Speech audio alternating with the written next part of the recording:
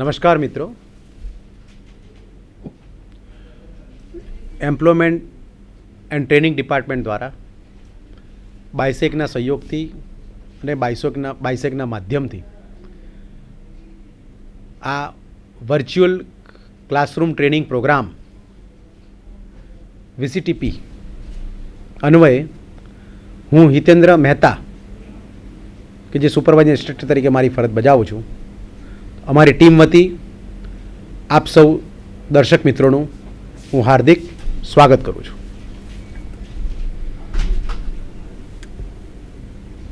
મિત્રો, fitter trade માટે આપણે ગયા લેસનમાં ધાતુના ભૌતિક ગુણધર્મો વિશે અભ્યાસ કરી ગયા, જેને physical properties of the metals તરીકે ઓળખવામાં આવે છે. આપણને ખ્યાલ છે, અત્યાર સુધી આપણે ભણતા આવ્યા, અભ્યાસમાં આપણે આવી ગયેલ છે કે ભાઈ દરેક પદાર્થ, દરેક ધાતુને પોતાના ગુણધર્મ હોય છે. ગુણધર્મોનું જો આપણે ક્લાસિફિકેશન કરીએ, વર્ગીકરણ કરીએ, તો દરેક ધાતુ, આપણે અહીંયા ધાતુની વાત કરીશું કે દરેક ધાતુ પોતાના અલગ અલગ ગુણધર્મો ધરાવે છે. ફિઝિકલ પ્રોપર્ટીઝ એટલે કે ભૌતિક ગુણધર્મો. ભૌતિક ગુણધર્મોમાં આપણે અભ્યાસ કર્યો કે દરેક ધાતુને કદ હોય છે, લંબાઈ, પહોળાઈ, ઊંચાઈ એટલે કદના માપ, ક્ષેત્રફળ, કદ, આકાર, એનો સ્પેસિફિક આકાર હોય છે. કદ, આકાર, રંગ ધરાવે છે, ગંધ ધરાવે છે. કદ, આકાર, રંગ, ગંધ, એની ભૌતિક સ્થિતિ, તેનું વજન, તો આ બધા જે છે એ ધાતુના ભૌતિક ગુણધર્મો છે. એટલે ભૌતિક ગુણધર્મોથી પણ ધાતુને વ્યાખ્યાયિત કરી શકાય છે કે એની ઓળખ મેળવી શકાય છે. તેવી જ રીતે કેમિકલ ફિલ્ડમાં, રાસાયણિક ક્ષેત્રે જો જોવા જઈએ તો ધાતુ તે રાસાયણિક ગુણધર્મો પણ ધરાવે છે. એ ધાતુમાં આપણને ખ્યાલ છે કે ધાતુ અણુ પરમાણુઓના સંયોગથી બનેલું છે. તો અણુઓનું બંધારણ, પરમાણુ, એનું સ્ટ્રક્ચર્સ, એના કેમિકલ રિએક્શન્સ, ધાતુ પર થતી ઓક્સિડેશન્સ, ધારો કે કેમિકલ્સમાં ઓક્સિડેશન અને રિડક્શનની પ્રક્રિયાઓ, કેમિકલ બેલેન્સ એટલે કે એનું સંતુલન, કેમિકલ રિએક્શન્સ એટલે કે રાસાયણિક પ્રક્રિયાઓ, તો એ જે છે રાસાયણિક બંધારણ, એનું બોન્ડિંગ, કેમિકલ બોન્ડિંગ, તો આ બધા એના રાસાયણિક ગુણધર્મો છે. તેવી જ રીતે દરેક ધાતુ તે ઇલેક્ટ્રિકલ પ્રોપર્ટીઝ, જેમ કેમિકલ પ્રોપર્ટીઝ છે તેવી રીતે ઇલેક્ટ્રિકલ પ્રોપર્ટીઝ પણ ધરાવે છે. ઇલેક્ટ્રિકલ પ્રોપર્ટીઝમાં ધાતુ તે વિદ્યુતની સુવાહક છે એટલે કે કંડક્ટર છે કે નહીં, વિદ્યુતની અવાહક છે કે ઇન્સ્યુલેટર છે, વિદ્યુતની અર્ધવાહક એટલે કે સેમિકન્ડક્ટર છે એટલે કે કંડક્ટર, સેમિકન્ડક્ટર, ઇન્ડક્ટન્સ વગેરે છે કે નહીં, ઇન્સ્યુલેટર વગેરે છે કે નહીં. કંડક્ટર, સેમિકન્ડક્ટર અને ઇન્સ્યુલેટર્સ, આ ત્રણ કેટેગરીમાં. એટલે આ થઈ ઇલેક્ટ્રિકલ પ્રોપર્ટીઝ, ધાતુના વિદ્યુત ગુણધર્મોની વાત. તદુપરાંત ધાતુના મેગ્નેટિક પ્રોપર્ટીઝ, ચુંબકત્વનો ગુણધર્મ ધરાવતી હોય તે મેગ્નેટિક પ્રોપર્ટીઝ ધરાવે છે કે નહીં, ચુંબકત્વ ધરાવે છે કે ચુંબકત્વ નથી, તેને મેગ્નેટિક પ્રોપર્ટીઝ કહેવાય. પછી થર્મલ પ્રોપર્ટીઝ. થર્મલ પ્રોપર્ટીઝ એટલે કે ગરમી ઉપર એની અસર. દરેક ધાતુનો thermal expansions, linear thermal coefficient of expansions અલગ અલગ હોય છે. દરેક ધાતુ ગરમી, ગલનબિંદુ, ઉત્કલનબિંદુ, ધાતુને ઓગાળીએ, ધાતુને ગરમ કરીએ અને ઘન સ્વરૂપમાંથી ધાતુ જ્યાં સુધી પ્રવાહી સ્વરૂપમાં ન આવે ત્યાં સુધીને ગરમ કરીએ. એટલે ઘન સ્વરૂપમાંથી એની પ્રવાહી સ્વરૂપમાં તેનો ગલનબિંદુ, તો એનું જે પોઈન્ટ, મેલ્ટિંગ પોઈન્ટ જેને આપણે કહીએ છીએ, બરાબર. પછી એનું એક્સપાન્શન્સ કેટલું થાય છે, ગરમીથી પદાર્થ ફૂલે છે અને ઠંડીથી સંકોચે, તો ધાતુ ગરમીથી કેટલી ફૂલે છે, તો દરેક ધાતુની અલગ અલગ એના ગુણધર્મો પ્રમાણે એની અલગ અલગ ખાસિયત રહેલી છે. થર્મલ એક્સપાન્શન કેટલું છે, એનું મેલ્ટિંગ પોઈન્ટ કેટલું છે.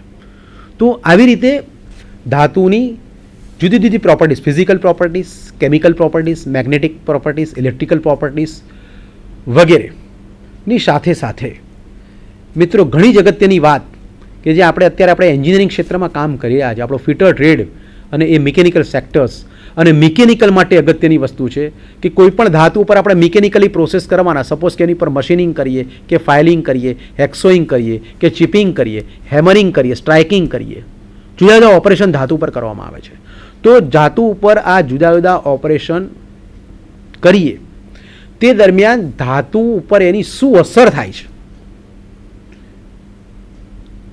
તેના વિશેનો અભ્યાસ, તો એના વિશેના ગુણધર્મો, તો એને કહેવાય છે ધાતુના યાંત્રિક ગુણધર્મો. તો મિત્રો આજે આપણે અભ્યાસ કરીશું mechanical properties of the metal, એટલે કે ધાતુના યાંત્રિક ગુણધર્મો. તો ભાઈ ધાતુના યાંત્રિક ગુણધર્મો કયા કયા છે, જેને ઇંગ્લિશમાં કહીએ છીએ મિકેનિકલ એટલે યાંત્રિક, પ્રોપર્ટીઝ એટલે ગુણધર્મો, મેટલ્સ એટલે ધાતુના યાંત્રિક ગુણધર્મો વિશે આજે આપણે અભ્યાસ કરીશું. આ મિકેનિકલ પ્રોપર્ટીઝમાં હવે આપણે પ્રેઝન્ટેશનમાં જોઈશું કે mechanical properties of the metals એટલે શું.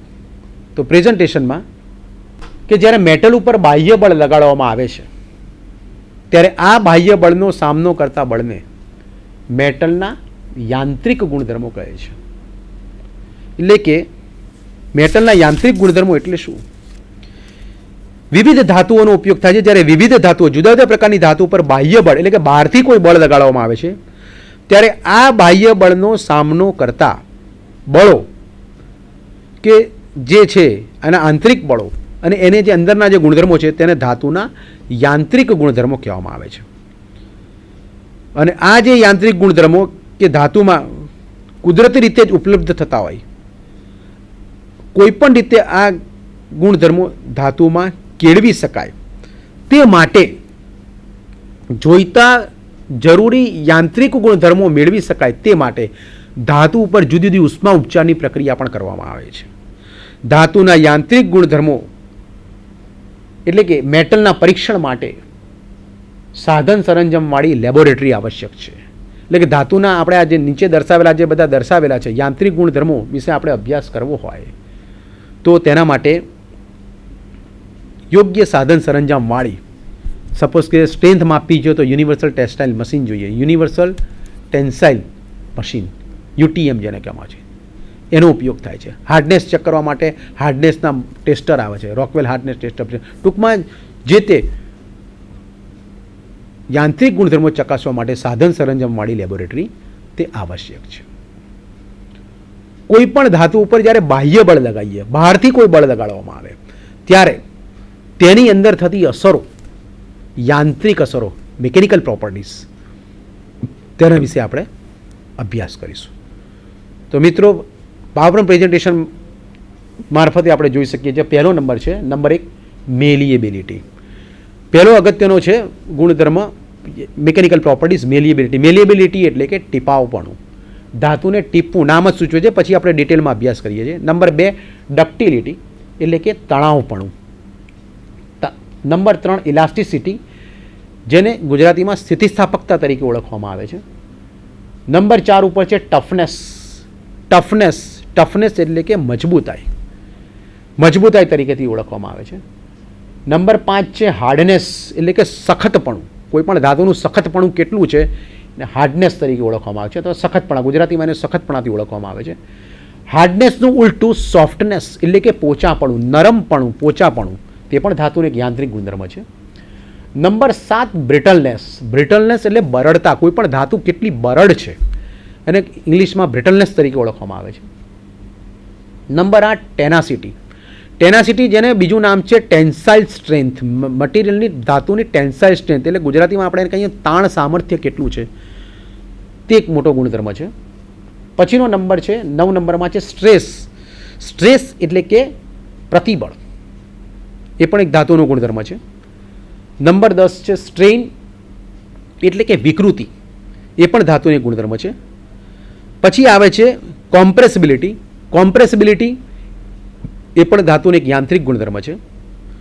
ત્યારબાદ આવે છે પ્લાસ્ટિસિટી, જે સ્થિતિસ્થાપકતાની વિરુદ્ધનો ધાતુનો ગુણધર્મ છે, પ્લાસ્ટિસિટી. ત્યારબાદ આવે છે પોરોસિટી એટલે કે છિદ્રતા. ત્યારબાદ સ્ટીફનેસ, ફટિક અને રિજિડિટી. આવા જુદા જુદા ધાતુના 16 ગુણધર્મો વિશે આપણે ડિટેલમાં અભ્યાસ કરીશું. હવે આપણે ધાતુના જે મેટલના જે યાંત્રિક ગુણધર્મો છે તેનો આપણે સિક્વન્સમાં ક્રમાનુસાર આપણે અભ્યાસ કરીશું. નંબર 1 છે મેલિએબિલિટી. મેલિએબિલિટી જેને ટીપાવપણું તરીકે ઓળખવામાં આવે છે. એની આપણે વ્યાખ્યા સમજીએ તો વ્યાખ્યા સૂચવે છે મેલિએબિલિટીનું ગુજરાતી ટીપાવ, ટીપાવપણું, ધેટ મીન્સ ટીપવું. ટીપવું આપણે શેનાથી મદદથી? થોડી હેમરની મદદથી સ્ટ્રાઇકિંગ કરીએ છીએ, ટીપી શકાય. તો પ્રેઝન્ટેશનમાં આપણે જોઈશું મિત્રો કે ધાતુનો આ એક એવો ગુણધર્મ છે કે તેને તૂટ્યા વગર ટીપીને પતરા બનાવી શકાય છે. એટલે કે ધાતુનો એક એવો ગુણધર્મ છે કે જેના લીધે તેને તૂટ્યા વગર ટીપીને પતરા બનાવી શકાય છે અથવા તો તેને ઘડીને આકાર આપી શકાય છે. આ ધાતુના જે પતરા બતાવ્યા છે મિત્રો કે તેને તૂટ્યા વગર ટીપીને પતરા બનાવી શકાય છે અથવા તેને ઘડીને આકાર આપી શકાય છે. તે ધાતુના આ ગુણધર્મને મેલિએબિલિટી અથવા તો ટીપાવપણું તરીકે ઓળખવામાં આવે છે. આ મેલિએબલ ધાતુ અનુક્રમે સોનું, ચાંદી, તાંબુ, એલ્યુમિનિયમ વગેરે છે. તો મિત્રો પ્રેઝન્ટેશનમાં આપણે જોયું કે સોનું બતાવ્યું છે, સોનાની શીટ બતાવી છે. તો આ જે સોનાની શીટ છે અહીંયા સ્નીપની મદદથી કાપતા બતાવેલા છે. તાંબુ છે, એલ્યુમિનિયમ છે, સોનું છે, ચાંદી છે. ટીપાવપણાનો ગુણધર્મ એટલે કે ધાતુને ટીપી અને તેને તૂટ્યા વગર ધાતુને ટીપીએ છતાં પણ તૂટે નહીં અને આપણે જરૂરી યોગ્ય આકારમાં એને લાવી શકીએ. તો ધાતુનો આ ગુણધર્મ એટલે બાહ્ય બળ આપણે કેવું આપવાનું છે? ટીપાવપણું. ટીપાવપણું એટલે કોમ્પ્રેસિવ ફોર્સ, દબાણ બળ આપવાનું છે, સ્ટ્રાઇકિંગ કરવાનું છે.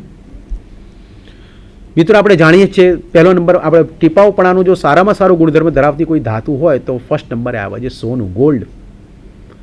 આપણે સોનું બજારમાંથી ખરી હવે બધા શું હોય, સોનું બજારમાંથી લગડી લઈ આવે છે. લગડી લઈને સોનીને આપે છે કે ભાઈ આ મારી આ 10 ગ્રામની, 50 ગ્રામની, 100 ગ્રામની લગડી છે, એમાંથી મારે આટલા આટલા દાગીના બનાવવાના છે. સોની તરત એ લગડીને ઓગાળી અને ઘાટ આપે છે, ઘાટકામ.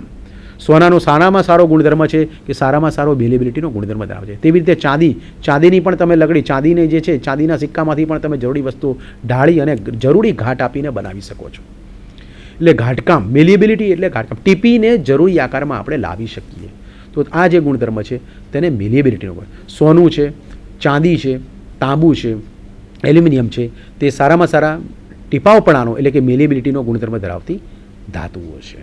એટલે કે કોમ્પ્રેસિવ ફોર્સ, દબાણ બળ આપી ટીપી અને એને જરૂરી આકારમાં તૂટ્યા વગર જરૂરી આકારમાં આપી શકીએ, લાવી શકીએ. તો તેને ધાતુના આ ગુણધર્મને મેલિએબિલિટીનો ગુણધર્મ કહેવામાં આવે છે.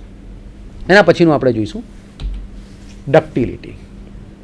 ડક્ટિલિટી એટલે કે તણાવપણું, જેના લીધે તેમાંથી તૂટ્યા વગર ઝીણા તાર ખેંચી શકાય છે. કોઈ પણ ધાતુ હોય, કોઈ પણ ધાતુને તૂટ્યા વગર ઝીણા તાર ખેંચી શકાય છે તેવી ધાતુનો જે ગુણધર્મ છે તેને ડક્ટિલિટી કહેવામાં આવે છે. આ જે ડક્ટિલિટીમાં ગુણધર્મ છે એમાં ડક્ટાઇલ ધાતુઓ કઈ કઈ? તો દાખલા તરીકે ટંગસ્ટન, સોનું, ચાંદી, તાંબુ, એલ્યુમિનિયમ વગેરે ડક્ટાઇલ મટીરિયલ છે. ધાતુઓ મેલિએબલ હોવા છતાં પણ ડક્ટાઇલ હોતી નથી. અમુક ધાતુઓ એવી હોય કે મેલિએબલ હોવા છતાં પણ ડક્ટાઇલ હોતી નથી. દાખલા તરીકે સીસું, કે જેને ટીપીને પતરા બનાવી શકાય છે પરંતુ તેને રોલ કરી શકાય છે પરંતુ તેમાંથી તાર સીસામાંથી તાર ના ખેંચી શકાય.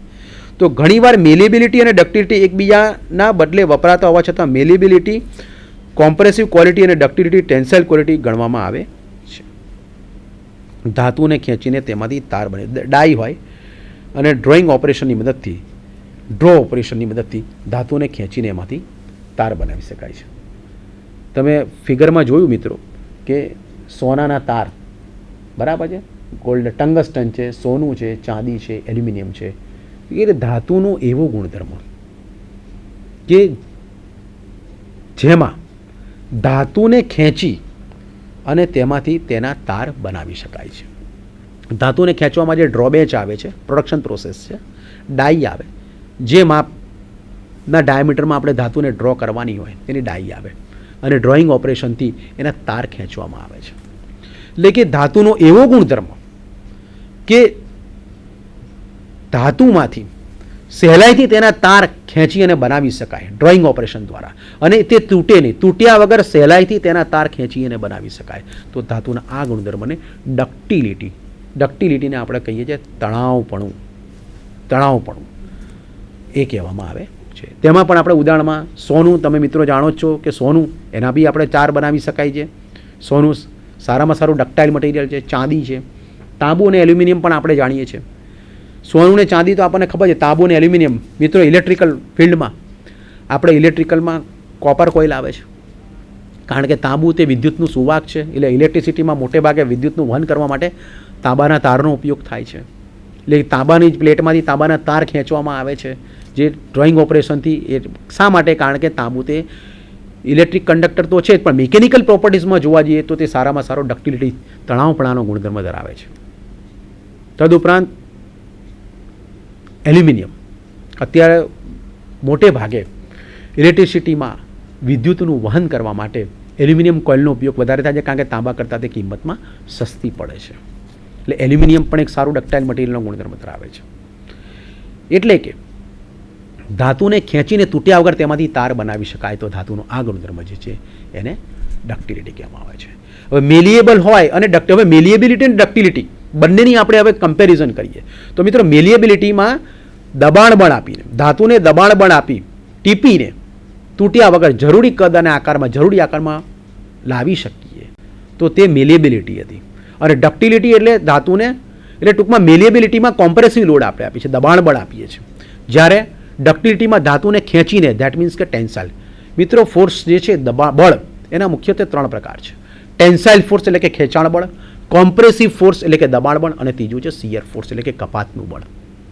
મિત્રો, ડક્ટિલિટી અને મેલિએબિલિટી વિશે આપણો કન્સેપ્ટ ક્લિયર થઈ ગયો છે. સોનું, ચાંદી મેલિએબલ પણ છે, ડક્ટાઇલ પણ છે. તાંબુ, એલ્યુમિનિયમ મેલિએબલ પણ છે, પણ એક ઓપ્શન છે લીડ એટલે કે સીસુ. સીસુ મેલિએબલ છે પરંતુ ડક્ટાઇલ નથી. ત્યારબાદ પછીની આપણે સ્લાઇડમાં જોઈશું ઇલાસ્ટિસિટી.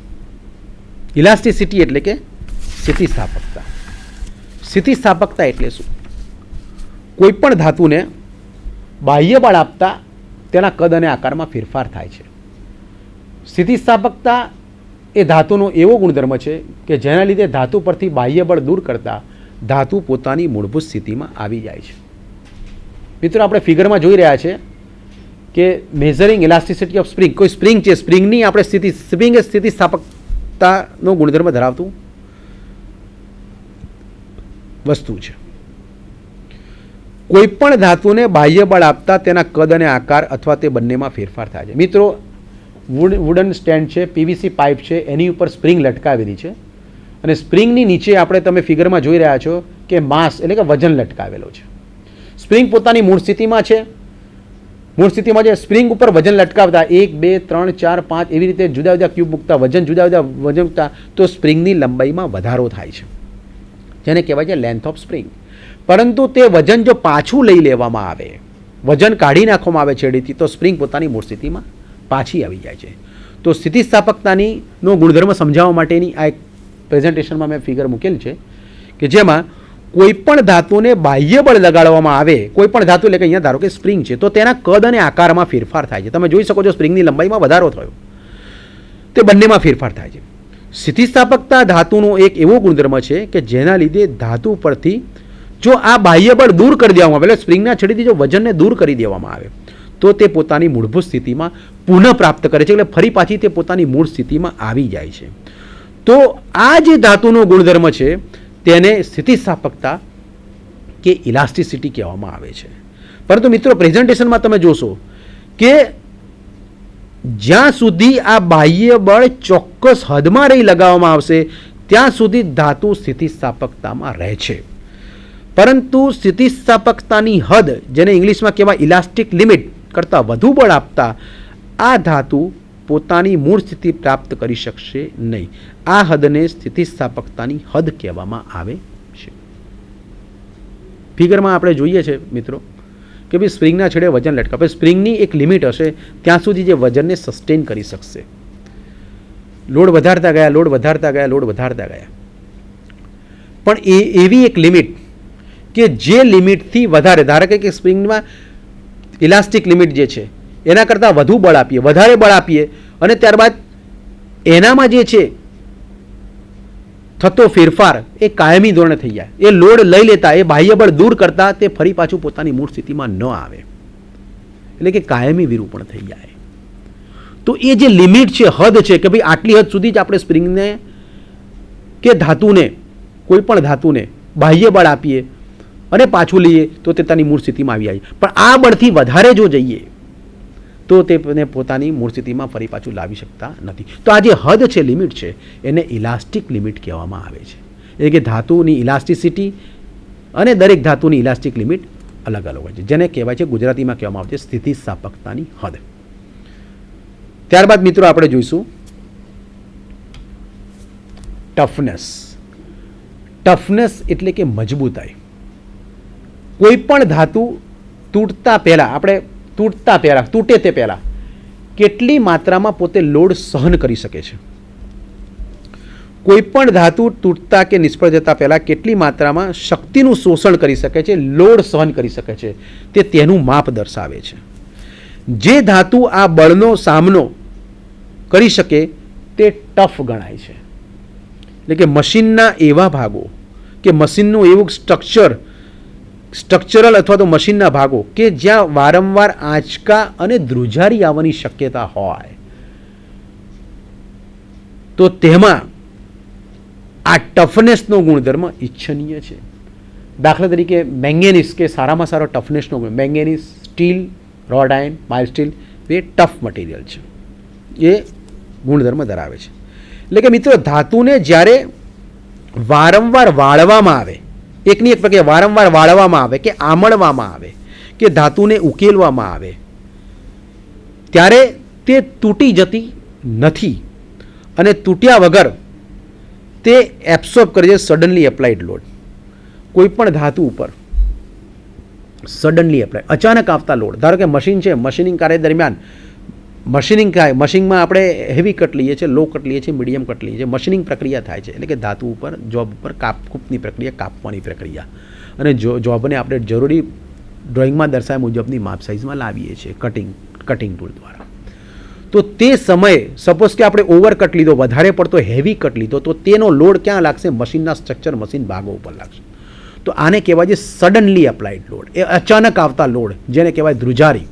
હેવી લોડ તમે લો મશીનમાં, હેવી આરપીએમ ઉપર ફરતું હોય, બરાબર ફાઉન્ડેશન, એટલે ટૂંકમાં શું છે, મશીનમાં ધ્રુજારી હવે વાઇબ્રેશન. તો મશીનમાં આવતી ધ્રુજારી, વાઇબ્રેશન, અથવા તો એકના એક મટીરિયલ ઉપર વારંવાર પ્રોસેસ કરવી, તો છતાં પણ તે તૂટ્યા વગર તેની પર આપણે સારી રીતે પ્રોસેસ કરી શકીએ, તો તેને કહેવામાં આવે છે ધાતુના તે ગુણધર્મને ટફનેસનો ગુણધર્મ કહેવામાં આવે છે. ટફનેસ એટલે કે મજબૂતાઈ. ટફનેસ એટલે કે મજબૂતાઈ. આપણે નથી કહેતા મિત્રો, એક ઉદાહરણ આપીએ કે ભાઈ આ છોકરો છે, આ વ્યક્તિ છે, બહુ જ ટફ છે, આ વ્યક્તિ બહુ ટફ છે, હાર્ડ અને ટફ, આ વ્યક્તિ બહુ હાર્ડ છે અને બહુ. આપણે પછી એની વ્યાખ્યા સમજાવું છું તમને. આના પછી આપણે હાર્ડનેસની વ્યાખ્યા વિશે સમજીએ. હાર્ડનેસ એટલે શું? હાર્ડનેસ ધાતુનો એક એવો ગુણધર્મ છે કે જેના લીધે બીજી ધાતુ વડે પોતાના પર આવતા ઘસારાનો સામનો કરી શકે છે. ધાતુનો એવો ગુણધર્મ કે જેના લીધે તે પોતાના ઉપર આવતા ઘસારો, એટલે કે ઘસારા પ્રતિરોધકતા જેનામાં વધારે હોય તે ધાતુ સખત કહેવાય. એટલે કે તે હાર્ડનેસનો ગુણધર્મ ધરાવે છે તેમ કહેવાય. ધાતુ ઘસારાનો પ્રતિરોધ કરે, એટલે કે વિરોધ કરે, તેમ તે ધાતુની હાર્ડનેસ વધુ ગણે, તે ધાતુ વધારે હાર્ડ. જેમ ધાતુમાં ઘસારા પ્રતિરોધકતાનો ગુણ વધારે, તેમ તે ધાતુ વધારે હાર્ડ કહેવાય. ધાતુના આ ગુણધર્મ મજબૂતાઈ સાથે નજીકનો સંબંધ ધરાવે છે. એટલે કે હાર્ડનેસ હોવાથી મેટલ પોતાના પર આવતો ઘસારાનો સામનો કરી શકે છે. ઘસારાનો વધુ પ્રતિરોધ કરે તેમ તેની હાર્ડનેસ વધુ હોય છે. અને હીરો તે સૌથી સખત પદાર્થ, સૌથી વધારેમાં વધારે હાર્ડનેસ હોય તો હીરો છે. એટલે કે એક પદાર્થની સપાટી પર બીજા પદાર્થ દ્વારા કેટલો ઊંડો કાપો કરી શકાય છે તે પરથી તેની હાર્ડનેસ નક્કી થાય છે. હાર્ડનેસ એટલે કે સખતપણું. ધાતુનો ઘસારા પ્રતિરોધકતાનો ગુણધર્મ. તરત આપણને ખ્યાલ આવી જાય કે આપણા મેઝરિંગ ટૂલ્સ છે, કટિંગ ટૂલ્સ છે, માર્કિંગ ટૂલ્સ છે, બધા મેં તમને કીધું વારંવાર કે હાર્ડ એન્ડ ટેમ્પર, હાર્ડનેસ અને ટફનેસનો ગુણધર્મ. હવે મિત્રો અહીંયા આપણે ડિટેલમાં અભ્યાસ કરીએ કે હાર્ડ હોવું અને ટફ હોવું, એમાં બંનેમાં ફેર શું છે. જેમ આપણે અગાઉ જોયું મેલિએબિલિટી અને ડક્ટિલિટી, તણાવપણું અને ટીપાવપણું અને તણાવપણું, એવી રીતે હાર્ડનેસ અને ટફનેસ. હાર્ડનેસ એટલે કે સખતપણું અને ટફનેસ એટલે કે મજબૂતાઈ. તો હાર્ડનેસ હાર્ડનેસ એટલે કે કોઈ પણ દરેક ધાતુમાં હાર્ડનેસનો ગુણ, કોઈ પણ ધાતુમાં ઘસારા પ્રતિરોધકતાનો ગુણધર્મ, ઘસારાને પ્રતિરોધ કરી શકે એવો ગુણધર્મ, અને કોઈ પણ ધાતુની મદદથી અન્ય ધાતુ પર કેટલો ઊંડો કાપો કરી શકાય છે, નિશાની કરી શકાય છે, સ્ક્રેચિસ કરી શકાય, તેની પર હાર્ડનેસ, બરાબર, તેને હાર્ડનેસ તરીકેથી ઓળખવામાં આવે છે. હાર્ડનેસ જે છે એના માટે ઉષ્મા ઉપચારની પ્રક્રિયા છે, જે આપણે પછી અભ્યાસ કરીશું, પણ તમને એક બેઝિક ખ્યાલ આપી દઉં કે ઉષ્મા ઉપચાર એટલે કે હીટ ટ્રીટમેન્ટની પ્રક્રિયામાં ધાતુને અપર ક્રિટિકલ ટેમ્પરેચરની આસપાસ, દરેક ધાતુનું ટેમ્પરેચર અપર ક્રિટિકલ ટેમ્પરેચર અલગ હોય, ત્યાં સુધી તેને ગરમ કરી ઠંડુ પાડી અને એનામાં સખતપણાનો વધારો એટલે કે હાર્ડનેસના ગુણધર્મમાં વધારો કરવાની જે પ્રક્રિયા છે એને હાર્ડનિંગ, એટલે હાર્ડનિંગ કરી જે તે ધાતુની હાર્ડનેસમાં વધારો કરવામાં આવે છે. અને આ હાર્ડનેસ જે છે,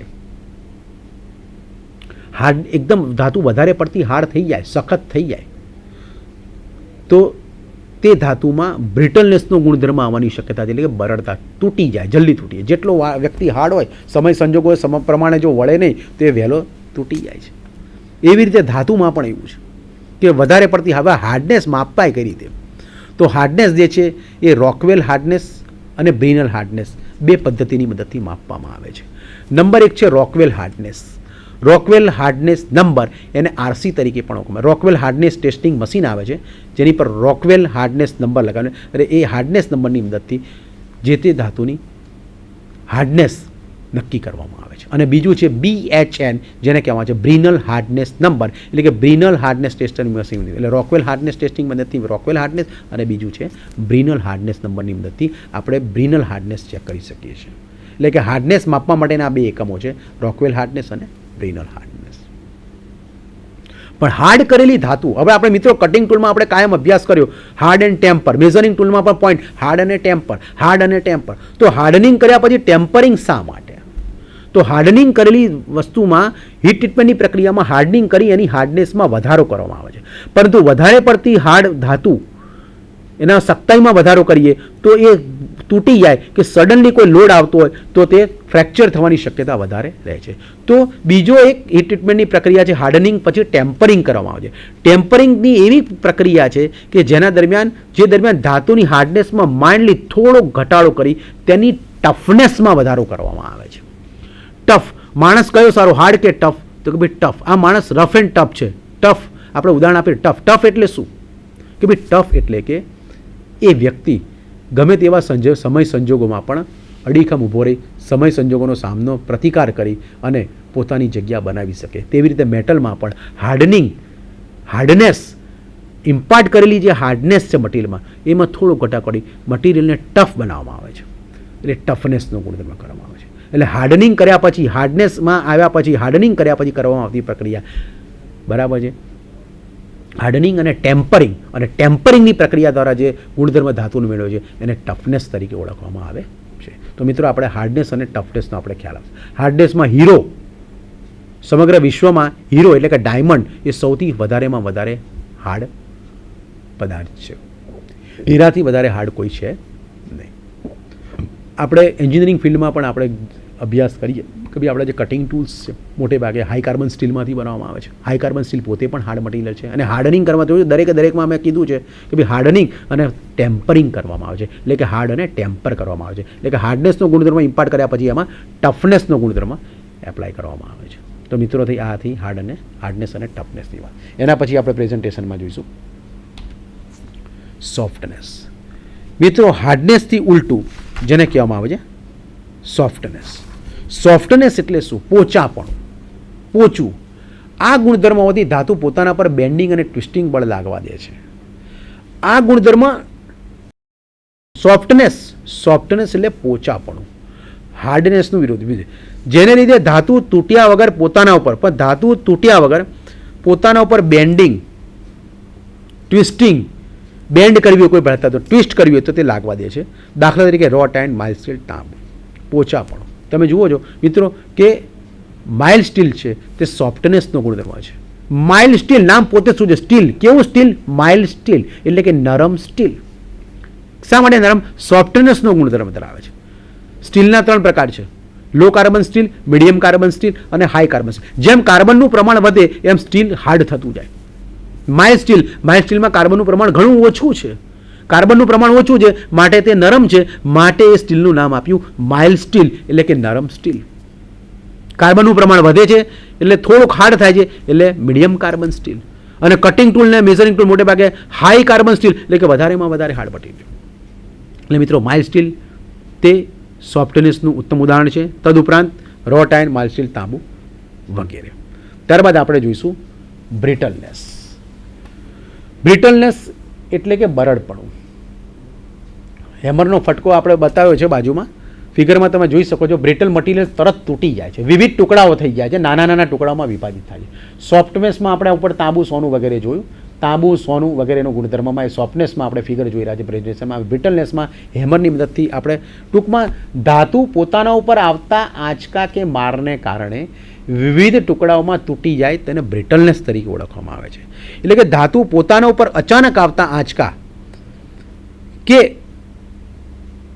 લોડને કારણે વિવિધ ટુકડાઓમાં અહીંયા હેમરથી તૂટતા બતાવે, પણ અચાનક આવતા આંચકા, સડનલી એપ્લાય લોડ, ધાતુ પર કોઈ સડનલી એપ્લાય લોડ કરવામાં આવે, લોડ આપવામાં આવે તો તે પોતે એબ્સોર્બ નથી કરતું, પરંતુ તે તૂટી જાય છે. દાખલા તરીકે હાર્ડન સ્ટીલ, કાસ્ટ આયર્ન વગેરે. બ્રિટલ, જેમ ધાતુની હાર્ડનેસ વધતી જાય તેમ તેની બ્રિટલનેસ પણ વધતી જાય છે.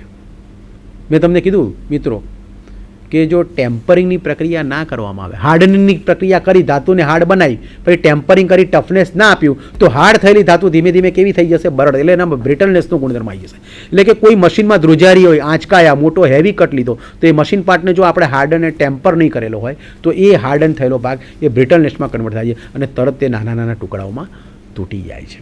એટલે કે બ્રિટલનેસ એક એવો ગુણધર્મ છે કે આંચકાને મારને કારણે વિવિધ ટુકડાઓમાં તૂટી જાય, તેને બ્રિટલનેસ તરીકે ઓળખવામાં આવે છે. ત્યાર પછી આપણે જોઈશું ટેનાસિટી. ટેનાસિટી જેનું બીજું નામ છે ટેન્સાઇલ સ્ટ્રેન્થ, એટલે કે તાણ સામર્થ્ય. ટેન્સાઇલ એટલે તાણ, તણાવપણું, ખેંચાણ બળ, અને સામર્થ્ય એટલે સ્ટ્રેન્થ. એની આપણે વાત કરીએ તો ધાતુ પોતાના ઉપર લાગતા ભારે બળોથી પણ ઓછામાં ઓછું વિરૂપણ પામે. એટલે કે ટેનાસિટી એટલે કે ધાતુ પર લાગતા ખેંચાણ બળનો સામનો તે તૂટ્યા વગર કરી શકે તેને તેની ટેનાસિટી કહેવામાં આવે છે. દાખલા તરીકે હાઈ એલોય સ્ટીલ. ધાતુ પોતાનો ઉપર ખેંચાણ બળનો સામનો ટેન્સાઇલ ફોર્સ, જ્યારે ધાતુ પર ટેન્સાઇલ ફોર્સ લગાવવામાં આવે તો ટેન્સાઇલ ફોર્સ લગાવતા તે ધાતુ તૂટ્યા વગર તેનો સામનો કરી શકે તો તેને ટેનાસિટી અથવા તો ટેન્સાઇલ સ્ટ્રેન્થ તરીકે ઓળખવામાં આવે છે. દાખલા તરીકે હાઈ એલોય. દરેક સ્ટીલનું, દરેક મટીરિયલની ટેન્સાઇલ સ્ટ્રેન્થ અલગ, ખેંચાણ સામર્થ્ય, ખેંચાણ બળ આપીએ, ટેન્સાઇલ ફોર્સ આપીએ તો ટેન્સાઇલ ફોર્સ આપીને મેક્સિમમ કેટલા ફોર્સ સુધી તેને ખેંચી શકાય તો એનું સામર્થ્ય દરેકનું અલગ અલગ હોય છે. અને એના માટે લેબોરેટરીમાં ઉપયોગમાં લેવાતું મશીન એને universal testing machine, universal testing એટલે યુનિવર્સલ ટેસ્ટિંગ મશીન એટલે કે યુનિવર્સલ ટેસ્ટિંગ મશીન UTM તરીકે ઓળખવામાં આવે છે. જેમાં દરેકે દરેક ધાતુના ટુકડા પીસ લગાવી અને દરેકે દરેક ધાતુનું આ લેબોરેટરીમાં ટેન્સાઇલ સ્ટ્રેન્થ નક્કી થાય છે, તાણ સામર્થ્ય નક્કી થાય કે ભાઈ આ ધાતુમાં મેક્સિમમ કેટલું ખેંચાણ બળ ટેન્સાઇલ સ્ટ્રેન્થ આપી શકીએ. કારણ કે એ બળ લિમિટ, કેટલી લિમિટ સુધી એને આપી શકીએ, એ લિમિટ પછી જો એને આપવામાં આવે તો તે થઈ જાય છે ફ્રેક્ચર થઈ જાય છે, એના કાયમી ફ્રેક્ચર થઈ જાય છે, તૂટી જાય છે. અને ટેન્સાઇલ સ્ટ્રેન્થ એટલે tensile strength it's a strength of metals. કેટલી strength? When ever we apply the tensile load, tensile force, તે આપણે ટેન્સાઇલ ફોર્સ આપીએ મેક્સિમમ કેટલું તાણ સામર્થ્ય તરીકે ઓળખવામાં આવે છે. ત્યારબાદ આપણે જોઈશું સ્ટ્રેસ એટલે કે પ્રતિબળ. પ્રતિબળમાં આપણે જોઈશું કે ધાતુ પર બાહ્ય બળ લગાડવામાં આવે ત્યારે ધાતુના કદ, આકાર કે બંનેમાં ફેરફાર થાય છે. તો ધાતુની આ બદલાયેલી સ્થિતિમાં ધાતુ પર બાહ્ય બળ લગાવવામાં ત્યારે આપમેળે જે ધાતુમાં આ બળનો વિરોધ કરતું આંતરિક બળ પેદા થાય છે. કોઈ પણ બાહ્ય બળ લગાડીએ ત્યારે બાહ્ય બળનો વિરોધ કરતું એક આંતરિક બળ પેદા થાય છે જે ધાતુને પોતાની મૂળ સ્થિતિમાં લાવવાનો પ્રયત્ન કરે છે. આ આંતરિક બળને સ્ટ્રેસ કહેવામાં આવે છે. મૂળ પોઝિશનમાં લાવવાનો પ્રયત્ન કરે તે આંતરિક બળ એને સ્ટ્રેસ તરીકે ઓળખવામાં આવે છે. મિત્રો સ્ટ્રેસ એટલે કોઈ પણ ધાતુ પર આપણે બાહ્ય બળ લગાડ્યું, બાહ્ય બળ લગાડ્યું ત્યારે એમાં એક ઇન્ટરનલ ફોર્સ ક્રિએટ થાય છે, આંતરિક બળ જેને કહેવાય ઇન્ટરનલ ફોર્સ. તો ઇન્ટરનલ ફોર્સ જે છે એને સ્ટ્રેસ તરીકે ઓળખવામાં આવે છે. સ્ટ્રેસ, આપણે માણસની જ વાત કરીએ કે ભાઈ હું સ્ટ્રેસમાં છું, સ્ટ્રેસમાં છું એટલે દેટ મીન્સ હું કેટલો સ્ટ્રેસ લઈ શકું છું.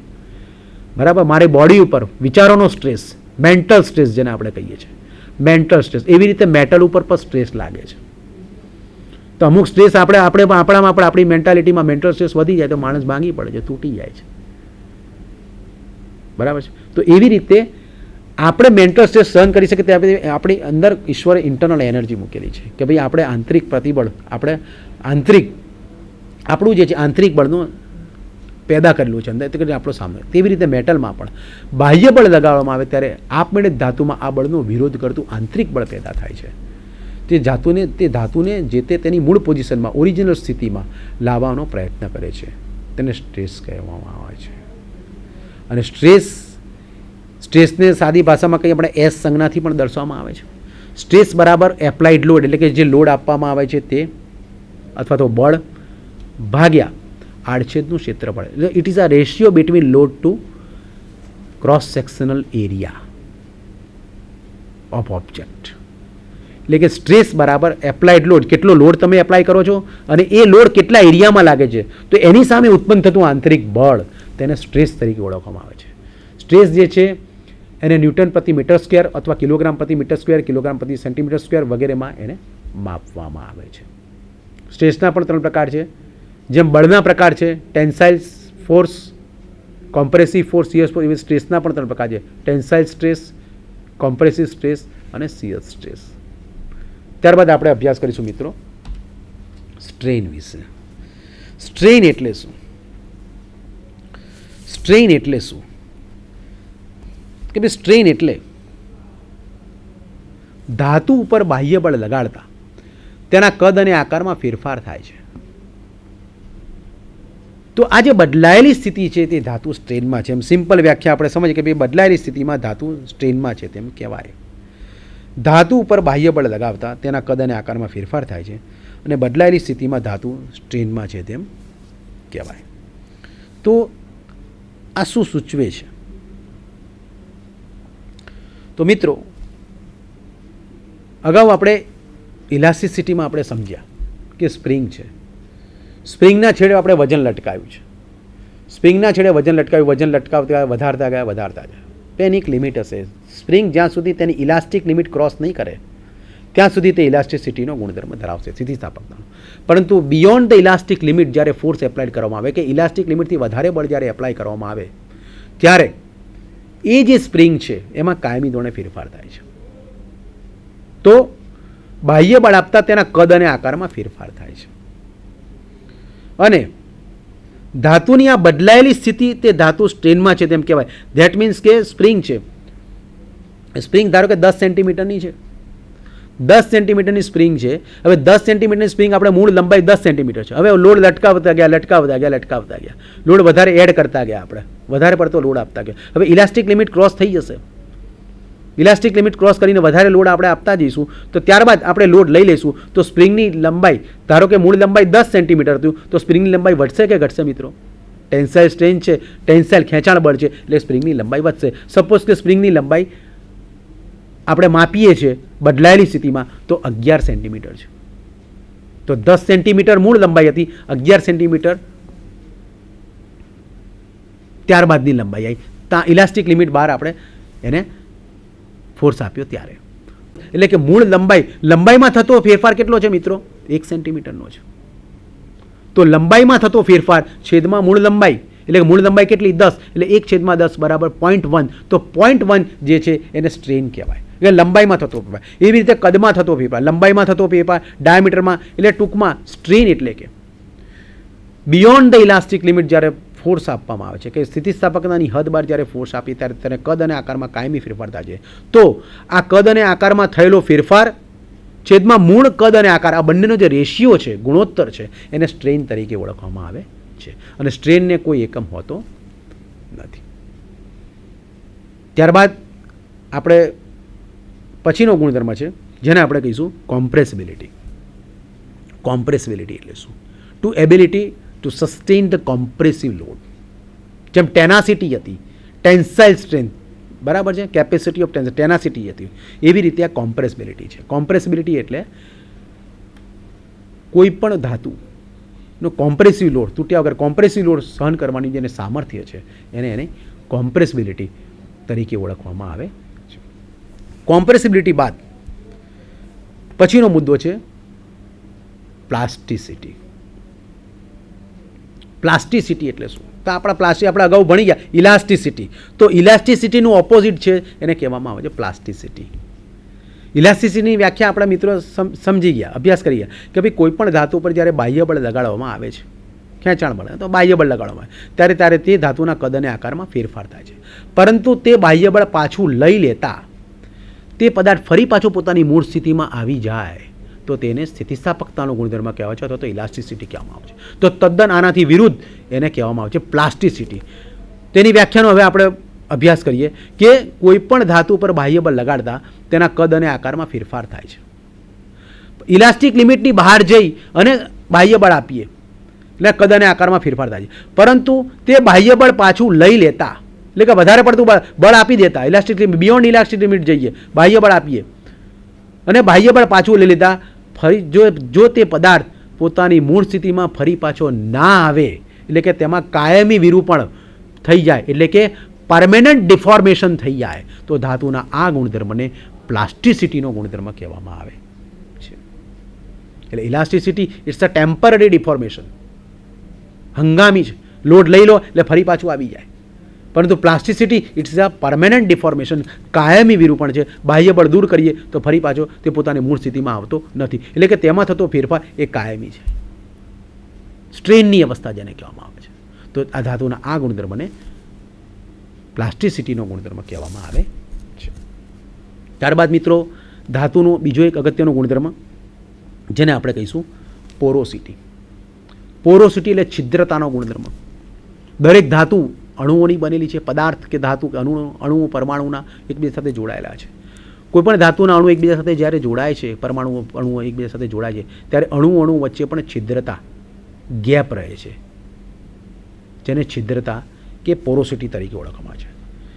કોઈ પણ પદાર્થના કણ તેના કદને પૂરેપૂરું ભરી શકતા નથી અને તે કણોની વચ્ચે જે જગ્યા રહે છે, જે છિદ્ર રહે છે, તો ધાતુનો આ ગુણધર્મને છિદ્રાળુતા અથવા તો પોરોસિટીનો ગુણધર્મ કહેવામાં આવે છે. એક સિમ્પલ ઉદાહરણ આપું મિત્રો કે ફાઉન્ડ્રી ઉદ્યોગ હોય, કાસ્ટિંગ પ્રક્રિયા જ્યાં થતી હોય, ફાઉન્ડ્રી ઉદ્યોગમાં કાસ્ટિંગ, ધાતુની ઢળાઈ થતી હોય, ધાતુને ઘન સ્વરૂપમાંથી પ્રવાહી સ્વરૂપમાં લાવો, ઢળાઈ થાય, ઢળાઈ થઈ ગયા પછી એને ઠરવા દેવામાં આવે અને પ્રવાહી સ્વરૂપમાંથી પાછી ઘન સ્વરૂપમાં આવે, ત્યારબાદ આજુબાજુનું બીબું, માટીનું બીબું તોડીને ધાતુને બહાર કાઢી લેવામાં આવે. તો આ ધાતુની સપાટી ઉપર જ્યારે ગ્રાઇન્ડિંગ કરવામાં આવે છે, મેટલ સ્ટ્રક્ચર જોવા મળે તો ધાતુ પર નાના નાના છિદ્રો દેખાય છે.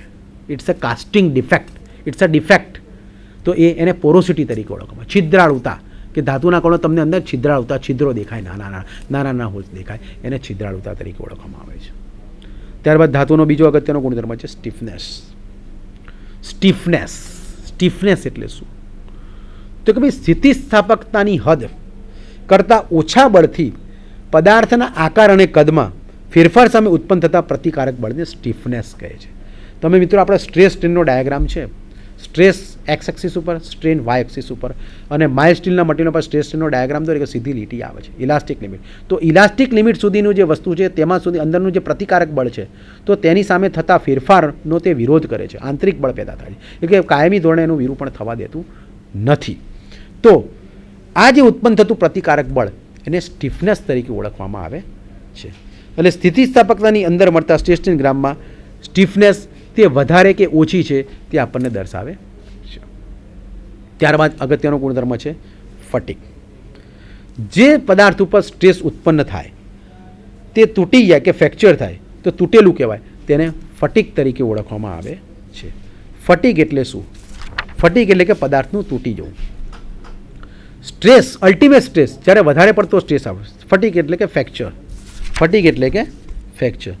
જે પદાર્થ પર ફરીથી સ્ટ્રેસ ઉત્પન્ન થાય અને તેથી તે તૂટી જાય, અલ્ટિમેટ સ્ટ્રેસ, વધારે પડતો સ્ટ્રેસ આવે તે તૂટી જાય, તે ફટિગને કારણે તૂટેલું છે તેમ કહેવાય. એટલે ધાતુની બરડતા અને ઓછી સ્થિતિસ્થાપકતાના હિસાબે ફટિગ આવે છે. ધાતુની બરડતા, જેમ ધાતુ વધારે બરડ બને અલ્ટિમેટ સ્ટ્રેસ એટલે વધારે પડતો સ્ટ્રેસ આપો તો એક સમયે ધાતુનું ઇલાસ્ટિસિટી પછી પ્લાસ્ટિસિટી, કાયમી ડિફોર્મેશન થશે, ખેંચાય ત્યાં સુધી ખેંચશે, પછી શું થઈ જશે? એનું ફ્રેક્ચર, તૂટી જશે ધાતુ. એટલે ધાતુનું જે ફ્રેક્ચર પોઈન્ટ છે એ ફટિગને કારણે તૂટેલું છે તેમ કહેવાય. અને ત્યારબાદ એનો પછીનો છેલ્લો ગુણધર્મ છે રિજિડિટી. દરેક ધાતુના અણુ એકબીજા સાથે ચુસ્ત રીતે બંધાયેલા હોય છે, દ્રઢ રીતે, અને તેઓને સહેલાઈથી આપણે છૂટા પાડી શકાતા નથી. તેમજ તેને બાહ્ય બળ લગાતા તેનો આકાર પણ સહેલાઈથી બદલી શકાતો નથી. તો આ કયો ગુણધર્મ છે કે જેને આધારે ધાતુના અણુ એકબીજા સાથે જકડાયેલા રહે છે અને આપણે એને બાહ્ય બળ આપતા એના કદ અને આકારમાં ફેરફાર નથી કરી શકતા? તો આ ધાતુનો આ ગુણધર્મ છે એને દ્રઢતા તરીકે ઓળખવામાં આવે છે, જેને અંગ્રેજીમાં રિજિડિટી તરીકે ઓળખવામાં આવે છે. તો મિત્રો, આપણે મિકેનિકલ પ્રોપર્ટીઝ એટલે કે ધાતુના જુદા જુદા યાંત્રિક ગુણધર્મો વિશે અભ્યાસ કર્યો. ધાતુના જુદા જુદા 16 પ્રકારના આપણે યાંત્રિક ગુણધર્મો વિશે અભ્યાસ કર્યો. દરેકને તફાવતના સ્વરૂપમાં પણ આપણે અભ્યાસ કર્યો, ઉદાહરણ સાથે. ભૌતિક ગુણધર્મો કરતાં પણ વધુ અગત્યના આપણે આ મિકેનિકલ ફિલ્ડમાં, મિકેનિકલ સેક્ટરમાં યાંત્રિક ગુણધર્મોની આપણે અગત્યતા જોઈ અને એનો અભ્યાસ કર્યો. અને એના ગહન અભ્યાસ સંદર્ભે આપ સૌ ધાતુના યાંત્રિક ગુણધર્મોથી પૂરેપૂરા માહિતગાર થયા હશો તેવી આશા રાખું છું. અને